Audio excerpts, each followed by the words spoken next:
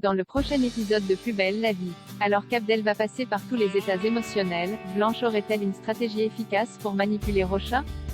De son côté, tout le quartier du Mistral se mobilise pour retenir Vidal. Attention, les paragraphes qui suivent contiennent des spoilers sur l'épisode de Plus belle la vie diffusé demain soir sur France 3. Elisa se sent trahie par Abdel après avoir passé la nuit avec Elisa. Abdel lui apporte le petit déjeuner au lit. La jeune femme, qui avoue se sentir bien avec lui, l'invite à la soirée du nouveau bâtonnier. Pendant ce temps, Tim repère un élément suspect sur les images qu'il a filmées. Il le montre, Barbara et Tim en parlent ensuite avec Abdel. Sur les images, Tim remarque que Marco a laissé la trace de sa basket sur une dalle, ce qui signifie que la dalle a été coulée dans la nuit. Or, BTC n'en a pas l'autorisation.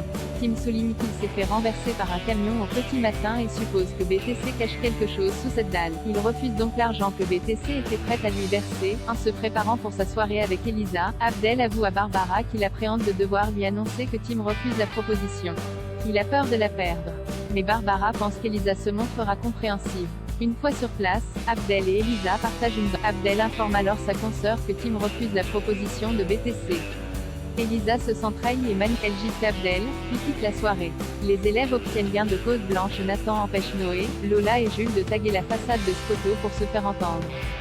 Blanche, qui a promis de les aider, a une meilleure idée, créer un événement autour des 70 ans de la disparition du célèbre compositeur marseillais Vincent Scoto. Étant donné que Rocha est très attaché aux traditions locales, Blanche pense qu'il pourrait accepter.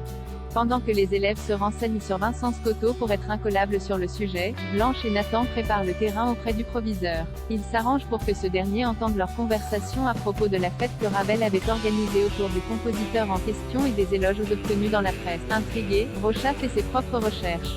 Il en vient à la conclusion qu'il devrait, à son tour, rendre hommage au patrimoine régional de la même manière. Il annonce ainsi aux élèves qu'il compte sur eux pour faire une fête en l'honneur de Vincent Scoto. Il en confie l'organisation à Lola.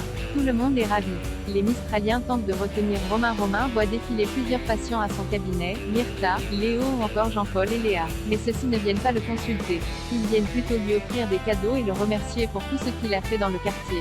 Le midi, Sylvia et Émilie observent Romain en train de déjeuner au Marcy. Elle veille à ce que leur plan se déroule correctement. En effet, Thomas offre son repas à Romain, tandis que Patrick lui fait sauter un PV. À la fin de la journée, Romain rentre à la coloc les bras chargés de cadeaux. Alors que Sylvia et Émilie jouent les innocentes, le médecin comprend tout de suite qu'il s'agit de leur idée.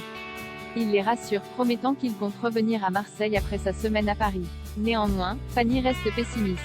Sylvia la soupçonne d'être toujours folle amoureuse de Romain. Elle imagine que si Fanny se décide enfin à lui déclarer sa flamme, Romain aurait une bonne raison de rester à Marseille.